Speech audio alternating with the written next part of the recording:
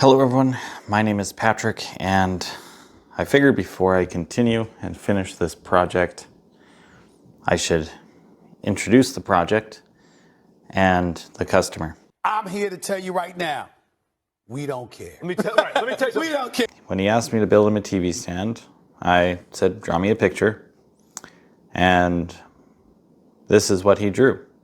It looks pretty fun. So I modeled it up, and then I built a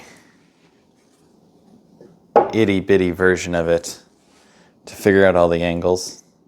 And then it hit me. He doesn't look at what I make him, but he still says it's cool. So instead of building him that, I just built a big rectangle. Okay, so before I get into this, I want to say I took a break last week because I was feeling a little bit burnt out. Work gets busy, life gets busy, Easter weekend, all that stuff. But I'm back to the grind.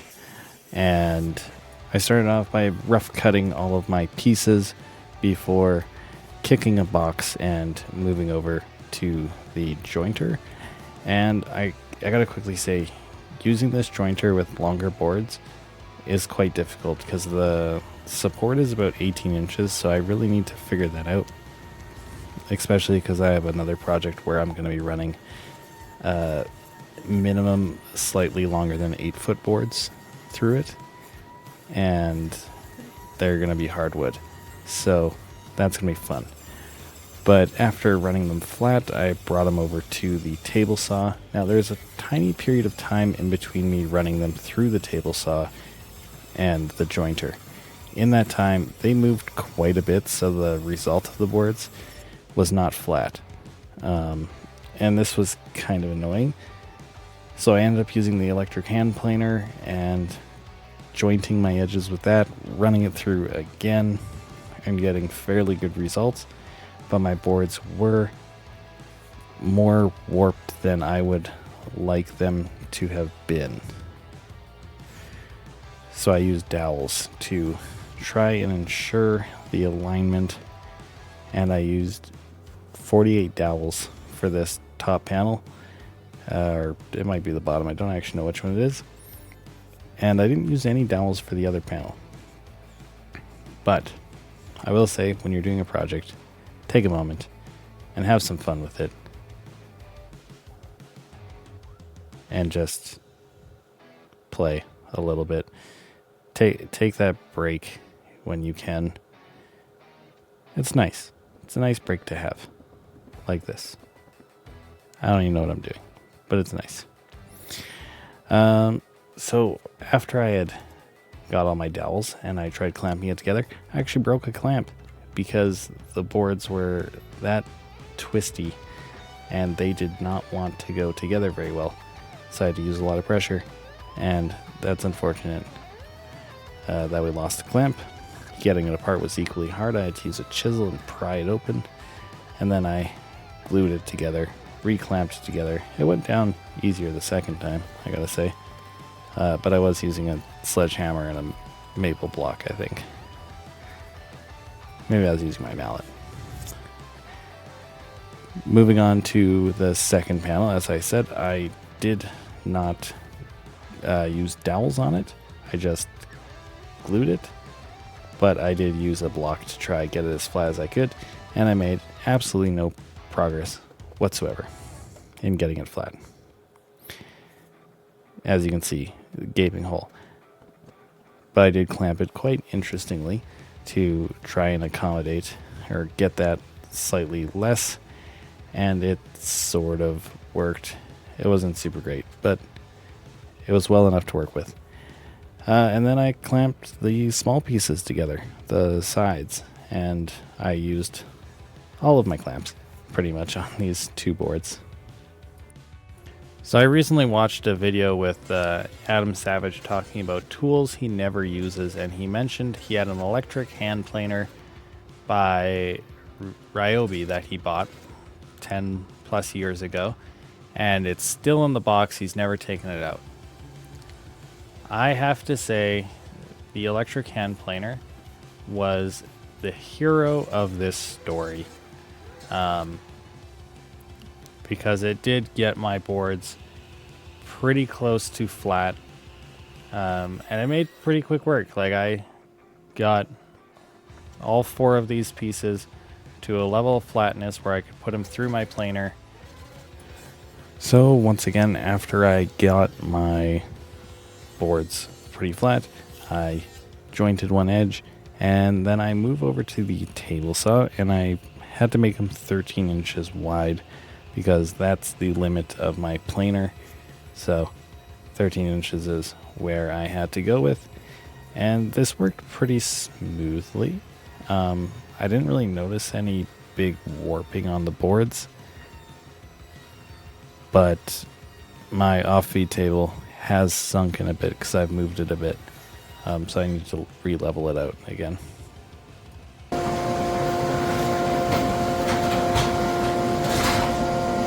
And over to the planer, having fun with the twisty thing, and taking some creative shots with some pausing and stuff, and then I don't record myself putting a single board through the planer.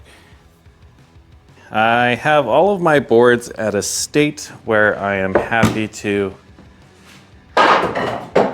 move on. Now, the original plan was to do something like this. It's just a TV stand, it's got some angles, and I had started preparing the wood in these larger lengths to make sure if I was doing this plan or could pull it off, I would have enough wood. But what we're actually going to do is going to be a rectangle with feet. 4 feet, specifically. Yeah, I'm happy with where it is, so I'm ready to cut it to its final length dimensions, which is 72 inches for these, and these will be 10 inches. Now, I'm pretty sure, yeah, this is 22 inches, so in reality, I only need one of these, and I can cut it to get both my pieces.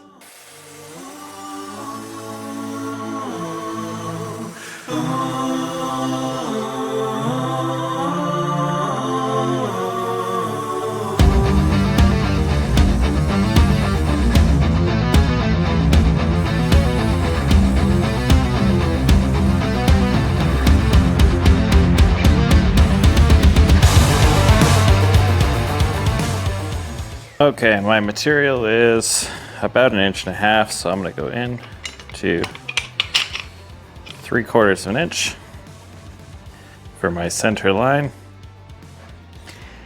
And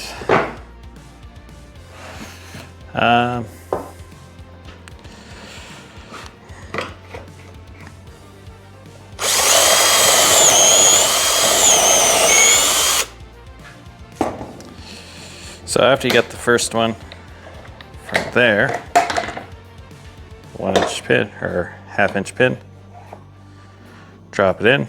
We're going to go to the next spot. And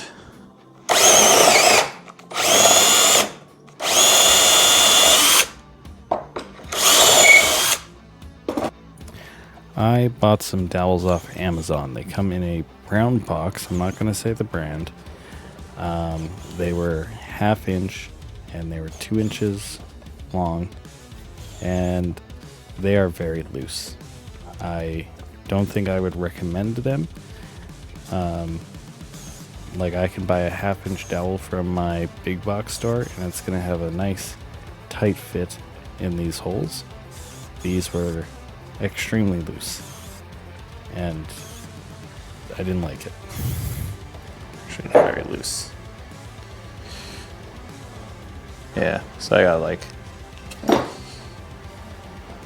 a lot of movement. But And the final assembly, dry fit before doing the final glue up, and we got quite the warp there. Nobody needs to know about that. So just shh. Then we did some sanding of the boards. This is a little pre-sand before the glue up. And then we started gluing, and it went pretty well. I will say the glue up actually went quite well. And something I'm noticing, the more things I build and the more things I glue up, it gets a lot less stressful. Like, I used to get very stressed when doing a glue up, and I'd be like super panicked the whole time. It doesn't really get to me anymore. But I did do my checks. I made sure everything was square, and then I remembered my brother is going to say it looks good anyways because he's nice, so I just knocked that square out of the way, and this pretended it was all square. So if you don't worry about it being square, it's always going to be square because you're never going to know anyways, so it just doesn't matter. That's not pro advice.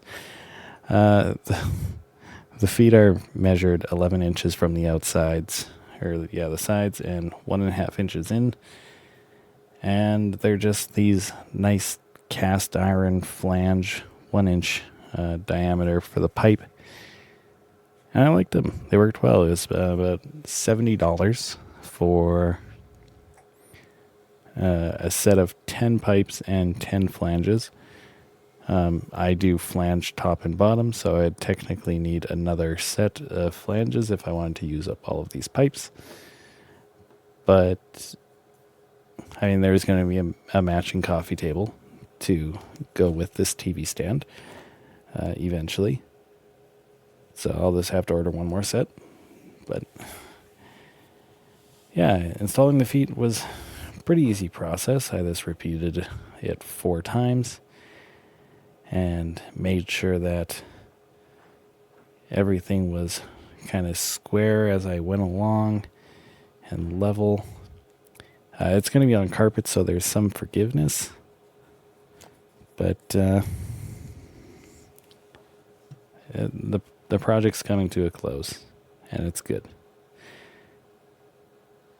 And again, as I said, having fun. But that twist was pretty crazy. So after the clamps came off the next day, I pre-drilled some holes, pocket holes, and 2-inch pocket hole screws, just 2 on each side, and I'm hoping that will be enough pulling force to just hold it shut forever. And I covered it up with some 1/2-inch dowels, and then I sanded everything for a good long while.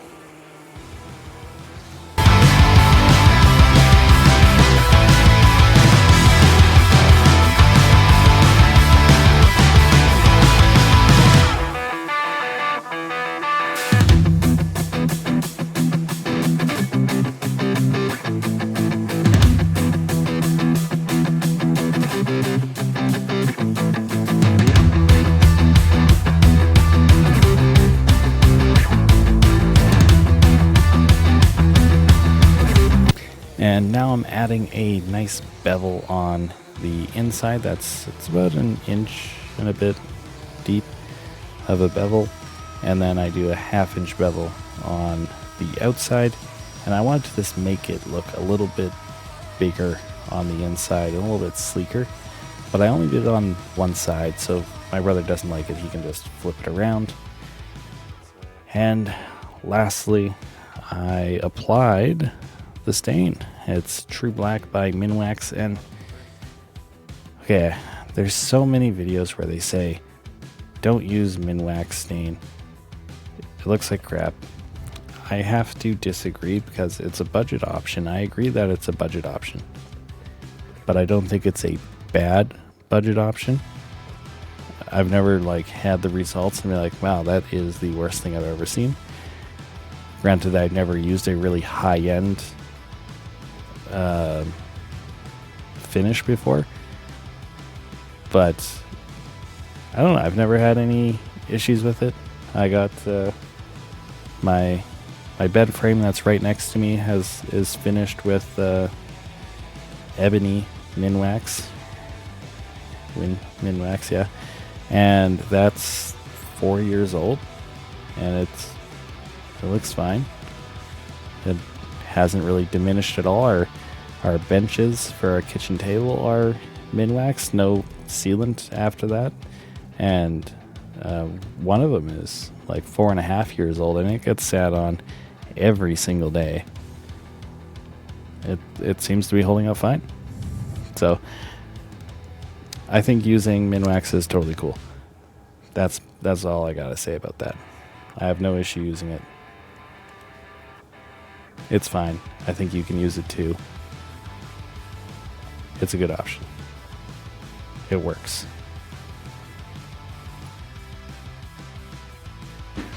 Well, the project's done. I've made a TV stand. This was the design we were supposed to go with, and this is what we made. And you know what? He's gonna say, "Oh wow, cool." And it's gonna be great. Thank you all for watching. If you enjoyed this video, subscribe, like, all of that stuff. And we'll see you with another video sooner or later.